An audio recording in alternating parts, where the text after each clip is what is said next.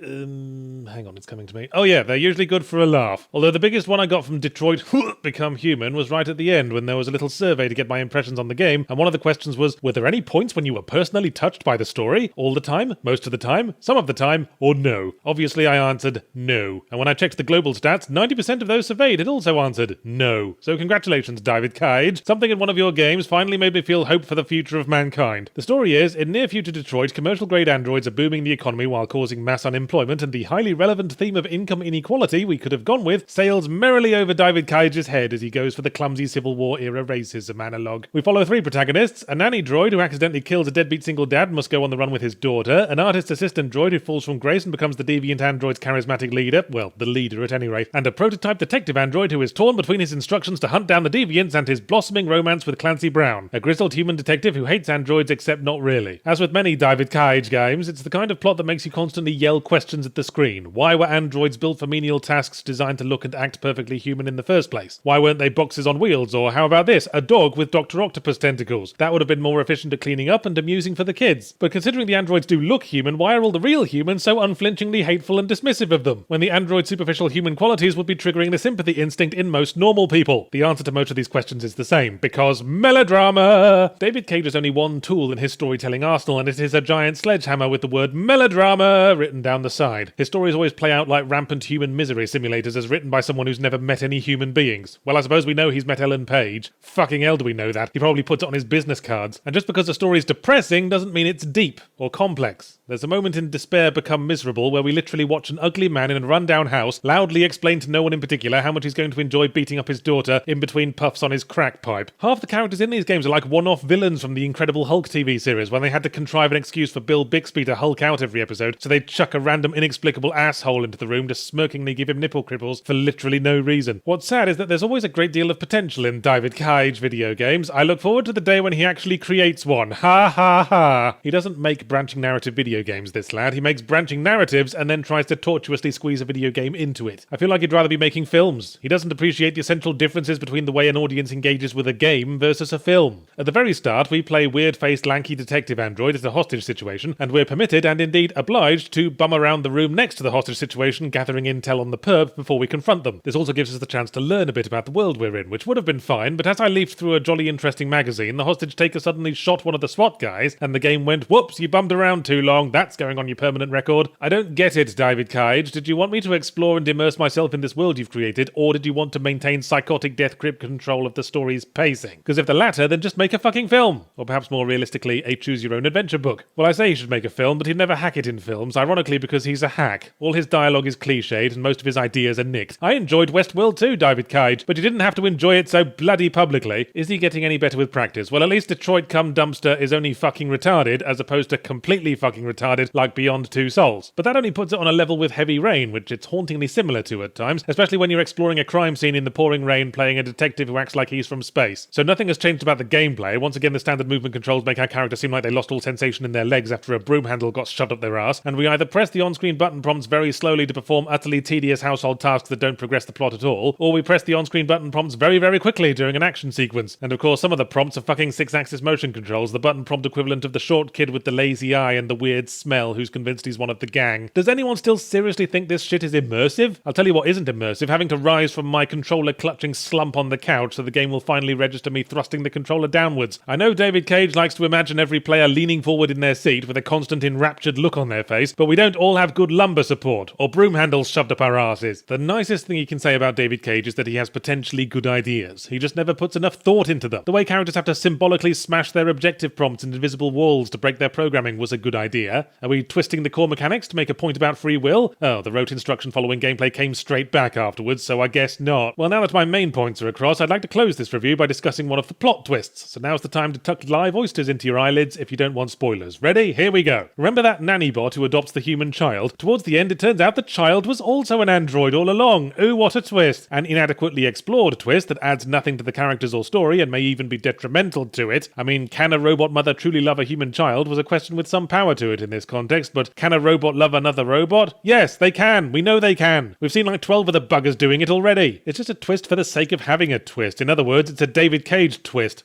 Sounds like a dance, doesn't it? Hey everybody, do the David Cage twist. Walk stiffly around the room for 10 minutes, then reach for the sky and fall flat on your face. Atmospheric, psychological horror, story-rich, nudity, sexual content, gore, psychedelic. Whoa, you can stop now, Steam user tags. You had me at psychological horror. Well, be honest, nudity sealed the deal. What's more, a title like Agony will be near the top of my Steam library list, and when I'm looking for it later, I won't wear out my scrolling finger and it will be fully prepared for the inevitable wank. Plus, I'm impressed by the way Agony resisted the urge to bolt an unnecessary subtitle on the end. Because it really seems like the kind of game that would. Like Agony, Whore of Babylon, or Agony, The Revenge of Barbie Pink. So for all those reasons, I played through Agony, and having done so, I now see another advantage to it. The title is very easy to do a game's journalism with. Agony, it certainly was. Smug. Let's all stroke our chins about misogyny and then give excessive coverage to an indie game made by someone I know. But anyway, Agony is a first-person stealth adventure thingy that reminded me somewhat of Sid Meier's Jericho by Clive Barker, in that it seems to take place in a world composed entirely of raspberry jam. So half the textures have that weird glisten effect on them that look like my video card is being swarmed by lightning bugs, and every time I move it's like I took LSD and ate Pop Rocks. The story is, you are a bloke in hell, and none of that weak sauce metaphorical hell either. This is full-on Hieronymus Bosch climbing in and out of giant anuses territory. Oh yes, no symbolic confrontation with our sins in life here, unless our sins in life consisted of being a novelty cake designer for lesbian S&M weddings, and your mission is to escape from hell.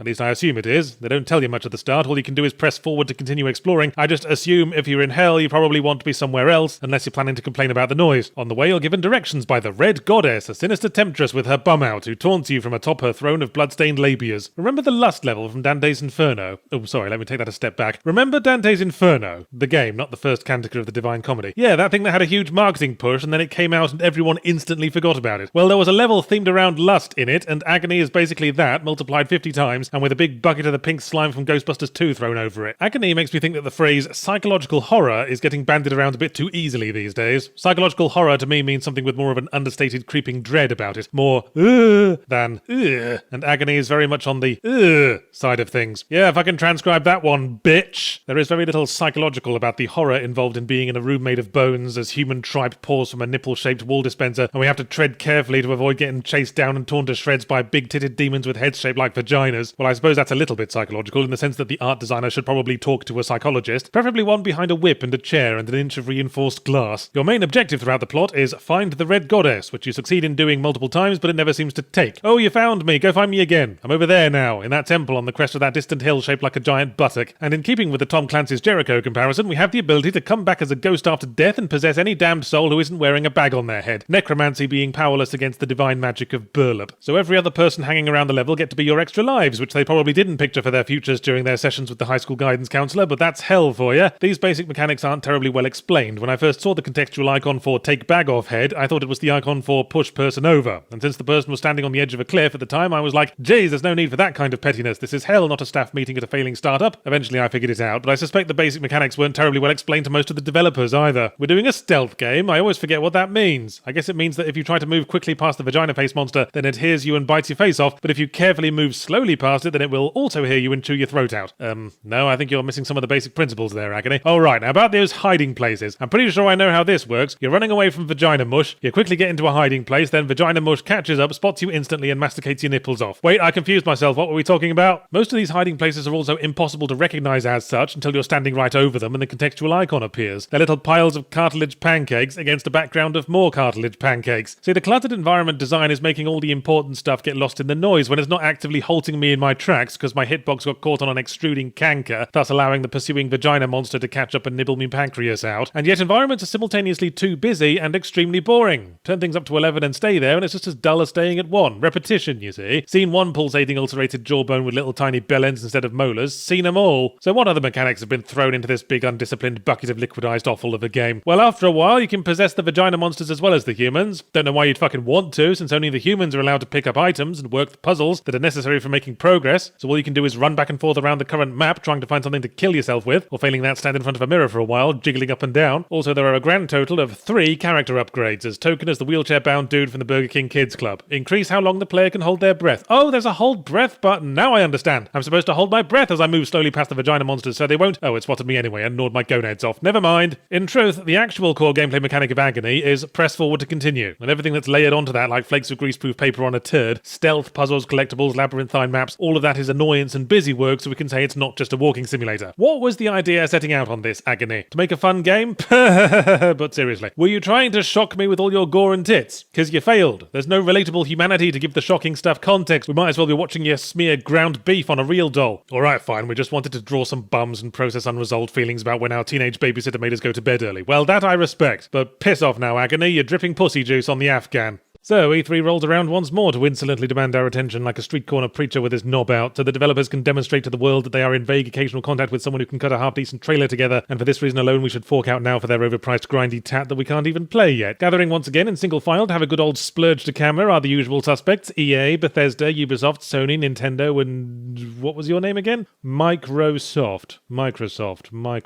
Oh yes, weren't you the guys who made that funny paperclip thing? Ostensibly, this year's conference was from the 12th to the 14th of June, but as seems to be increasingly common, most of the big lads did their shows beforehand. I guess if they tried to keep it in their pants a moment longer, they'd have started spooging out their nostrils. Interestingly, it was almost all games this year. None of the big boys were pushing hardware. Even Nintendo didn't bring out that Labo thing much. Not that I'm that bothered, because I'm a 35-year-old man and don't plan to spend a week putting together little origami pianos before making a sweary internet video about my paper cuts. EA started spooging first, a full 3 days early, with some more Anthem footage to make my eyes glaze over faster and more efficiently than ever. Still looks like they mulched together Mass Effect, Destiny, Titanfall, and Horizon Zero Dawn and spread it over a garage floor with an uninteresting broom. Did you see that pulse-pounding combat in action? Can't wait to point at an enemy, hold down the fire button and stand there picking at my itchy bum crack until the damage indicator stopped coming out. Then Bethesda stepped up and said, who likes pre-rendered teasers that tell you fuck all? Nobody. Well, nobody's gonna like this then. And we proceeded to learn precisely fuck all about Elder Scrolls 6, Starfield, Wolfenstein Youngblood and Doom Eternal. We did get to see an only slightly less uninformative, painfully scripted Rage 2 video that I would only call gameplay footage because suffocating yawnfest takes slightly longer to type, so someone at Bethesda must have said, we're making sequels to scrotum-pulverizingly good Doom and teabag-squeezingly forgettable Rage. Which one would people most want to hear about?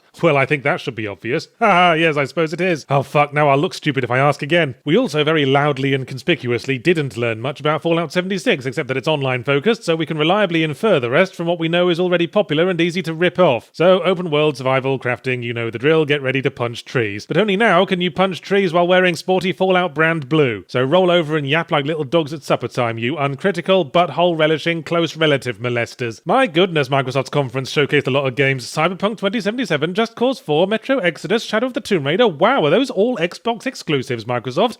No, none of those are. But you can play them on Xbox? Yes, Microsoft, we could, hypothetically, do that. Shadow of the Tomb Raider is apparently the game where we see Lara Croft become the Tomb Raider. Fuck you, Square Enix. That's what you said the last 2 times. She's been becoming the Tomb Raider for 5 fucking years. When is this whimpering cunt gonna get out of training bras? So what exclusives have Microsoft got? Well, there's Halo Infinite, which already isn't even the most interesting FPS sequel about a green Lego astronaut with a generic subtitle that means never ending. In contrast, Sony's show went for a quality over quantity approach with in-depth endoscopic looks up a small handful of first-party anuses. And forgive me if it seems like Sony are putting a lot of love eggs in the same basket, or asshole. I mean, first there's Ghost of Tsushima, a game about stealthing around an apocalyptic landscape killing thugs. Then there's Last of Us 2, a game about stealthing around an apocalyptic landscape killing thugs and being a lesbian. And then there's Death Stranding, a game about... What the fuck are you about, Death Stranding? Well, there was something stealth-like going on in an apocalyptic landscape, so I'm adding it to the pile. The more I see of Spider-Man, the less confidence I have in it. And I wasn't exactly foaming at the urethra in the first place, because every Spider-Man game they've made in years makes the same 3 goddamn mistakes. 1, terrible dialogue. 2, trying too hard to be like a Batman Arkham game. And 3, not being Spider-Man 2 on the GameCube. And the new trailer terrible dialogues its way through a sequence that is literally Batman Arkham Asylum, except with Spider-Man's shitty villains. And it blatantly isn't Spider-Man 2, because Spider-Man 2 was a game, not a bunch of overblown scripted action sequences strung together like a line of colourful flags coming out of Stan Lee's dried up old man tits. Right, who else? Neo 2 got announced, which was unfortunate timing because From Software announced their own feudal Japan Dark Souls game, namely Shadows Die Twice, and instantly removed whatever reason Neo had to exist. Oh, and also Nintendo announced a new Smash sorry, halfway through saying the title I suddenly stopped caring. I suppose I could mention Ubisoft, but that feels like mentioning the colour of the wallpaper. They're always hanging about in the background, putting out their samey sandboxes with the clockwork regularity of an explosively copious period. New Assassin's Creed right on cue, set in ancient Greece, which makes sense because the ancient Greeks were really into buggery. But what made me choke on my sherbet was when the bloke narrating the gameplay video said, "For the first time you will be able to choose between a male and female hero." You what? Am I on crazy pills? Assassin's Creed Syndicate did that! What is the fucking point of doing progressive and innovative things if you're just gonna pretend they didn't happen 2 games later and try to score innovation points a second time? It's not progressive if you're progressing to the place where we already fucking are, genius! I'm genuinely mad about this. I've got no more room to snark about Beyond Good and Evil 2 now, and it's Assassin's Creed Odyssey's fault. You know why I still do these rundowns every year. It's because gamers as consumers have conceded too much fucking ground. And what counts as acceptable standard business practice inches more and more toward Fort Bullshit Tennessee every year. 20 years ago, the relationship was, play 1/3 of our game for free, as much as you like, and then consider paying this unworthy mortal $20 insignificant dollars for the rest, your grace. And somehow that's turned into, pay in full now, stinking plebs, because we showed you a logo. You can't have it for 6 months, and then you have to pay another $10 for the special helmet with a bell end on the front, so everyone knows what a cockhead you are. The pushback against loot boxes was a good start, but how about this? Let's all stop pre-ordering stuff. Just for a year, 6 months maybe, trial period. If you're tempted, ask yourself, can I envision a scenario in which my decision to purchase this game might ultimately hinge on whether or not I can play it while wearing a special pre-order cock helmet? At least consider it, so that next year I'm not saying, hey guys, how about we all stop ticking the box that says Sony have the exclusive ownership rights to our blood? Oh, blimey, you know it's that time of year, don't you? When the AAAs all go into hibernation and all the games the publishers were a little bit nervous about come out in bloom. Hence all that agony business, I suppose, which publishers probably would be nervous about if they were planning to make eye contact with their mothers anytime soon. And if I were a publisher, I'd be a bit nervous about Vampire. I'd be all like, do you mind if I run it past a proofreader? Because I'm pretty sure you spelt it wrong. You spelled it right everywhere else. I'm just worried having the title like that might make us look slightly pretentious, like spelling magic with a K, or sticking an E on the end of noir. Vampire comes to us from French developer Dontnod Entertainment, and before you say anything, yes, I looked it up and the French don't spell vampire that way either, so who the fuck knows. Dontnod were previously responsible for Remember Me and Life is Strange, and as such, Vampire carries the distinction of being their first game whose title isn't a complete sentence. Vampire is a gothic action RPG with a wide open world in the Deus Ex sense of not being particularly wide or open, taking place in a sort of Legoland version of early 20th century London. The protagonist is Jonathan Reed, a tall dark pasty bloke with a pointy beard whose transformation into a vampire therefore couldn't have come fast enough. Excuse me, Yahtzee, they're called Econs. I beg your pardon. Econs. It's our special word for vampires. We made it up. I can fucking tell you did. Might stick with vampire if it's all the same to you. Econs sounds too much like an alien race of the week from Doctor Who. Anyway, Jonathan's a physician by trade and returns after the First World War to find London stricken by both the Spanish flu and a plague of ghouls who, not ghouls, Yahtzee, scowls. What's a fucking scowl? It's a human tainted by vampire blood. That's a ghoul! We call it a scowl! Don't do this to me again, Dontnod. I couldn't understand a fucking word of Life is Strange because everyone was speaking in this weird French interpretation of how young people talk. Anyway, Anyway, now we get to the other reason publishers might be a bit nervous about Vampire, because it's trying to do something innovative. A surefire way to make publishers shrink back holding up crucifixes and sucking on a pre-order bonus for comfort. The rub is, each district has a number of named characters we can talk to and do side quests for, and as a physician, it's Jonathan's responsibility to get to know them and craft them the right medicine when they're ill. It's not hard. 90% of the time they need fatigue medicine, which I'm pretty sure is just Red Bull. Unfortunately, Jonathan is a vampire on top of being a doctor, so he also has to decide which members of his social circle he's going to rip open and chug like a wild cherry Capri Sun, with the understanding that their disappearance will have knock-on effects on other characters and the health of the district as a whole, as well as your digestion. Now that sounds interesting, doesn't it? Especially since the value of a target's blood goes up the more you've gotten to know them, organically pushing us to get fully invested in the character's backstory and struggles before we put them in a sandwich. So, and here I find myself flashing back to my review of Remember Me, that was the good idea, here's how they fuck it up. I probably made it sound like you have to pick people to kill, didn't I, much as the game does, but the thing is, you really don't. Your reward for chowing on your chums is a big dose of XP for buying vampire powers and stat upgrades, or perhaps I should say, stat upgrades. But you also get XP from basic combat and achieving objectives, and after a whole game of not killing a single citizen, I was at worst slightly underleveled, and none of the boss fights were insurmountable once I had the patterns down. See, I went for the pacifist run because there was a distinct whiff of moral choice-driven story branching about all this, and my instinct is always to shoot for best ending, because it's usually the one that feels like an ending and not like I fucked something up. Vampire may be an exception, however. It really wants to be a story about a broody vampire tortured by the clash between his urge to kill and his duty to heal, but after I didn't kill anyone, it becomes a story about a perfectly nice, if slightly intense bloke who doesn't get enough vitamin D. So the quote good ending was a bit of a damp squib, one of Reed's vampire pals trying to get their melodrama on, going, ooh, we are nothing more than killers and our blood is cursed, and Reed's all like, bollocks we are, I haven't killed shit. Oh, so you haven't, never mind then, let's get McDonald's. Now, when Reed says he hasn't killed shit, he is truncating a little. He should have said, I haven't killed shit except for the 500,000 vampire hunters I murdered in standard combat. Yes, this is the rather glaring incongruity of Vampire. There's something a little bit hollow about Jonathan Reed's quiet nobility and pacifism when he's just had to murder 12 identical Cockney thugs on the way back from the chemist. Well, I suppose it's self-defense killing, but it still raises a lot of questions. How come killing these lads by the hundred somehow doesn't affect the rest of London's population like killing named characters does? Did they all get bussed in from Wolverhampton? Also, if Reed can drink blood from his enemies mid-combat in a way that doesn't kill them, why can't he figure out a way to non-lethally drink blood from his mates as well? A little please and thank you goes a long way. We do need there to be combat because otherwise there's no core gameplay loop, and more to the point it'd be fucking boring, so maybe we could have just fought ghouls? Sorry, scowls. But if we did that, it would raise the question of why all the named characters are obliviously going about their cheerful Cockney lives when there's a fucking zombie apocalypse going on next door. Also, since we're suggesting changes, did you ever consider making the combat less shitty? It's Dark Soulsy stamina management mixed with a bit of Vampire the Masquerade Bloodlines combat, ergo shittiness. There's a very small variety of monsters and weapons, and your vampiric powers aren't that great. They're not much fun to use, or even as effective as just twatting the dudes with one of the stronger weapons, and I'll remind you we're supposed to like these powers so much we'd murder our friends to improve them. The problem with the core dilemma of Vampire, kill friends to get XP to make combat easier, is that it falls apart if, like me, you enjoy a challenge, and removing it doesn't feel like a reward. And the other problem is with the other half of the concept, interacting with characters, exclusively done through fucking dialogue trees of the worst kind. Tell me more about the city, tell me more about your job, tell me more about that thing you said about the city that I'm awkwardly bringing up again apropos of nothing. Tell me more about this weird boggle-eyed look we're giving each other like a pair of love-struck goldfish in neighbouring bowls. They even routinely interrupt important plot cutscenes so that Reed can run down a questions list, even in the very last cutscene, just as everyone's poised for the climax. I'm sorry, but if you're still giving us exposition dumps literal seconds before the dramatic conclusion, something's gone wrong. It bears about as much resemblance to natural conversation as sticking your knob in a muller fruit corner does to a whirlwind love affair, and it makes all the participants come across as incredibly stiff. Well, they are British, Yahtzee. Oh, a cheeky sting. Scurry off, you rummy blighter. Fish and chips.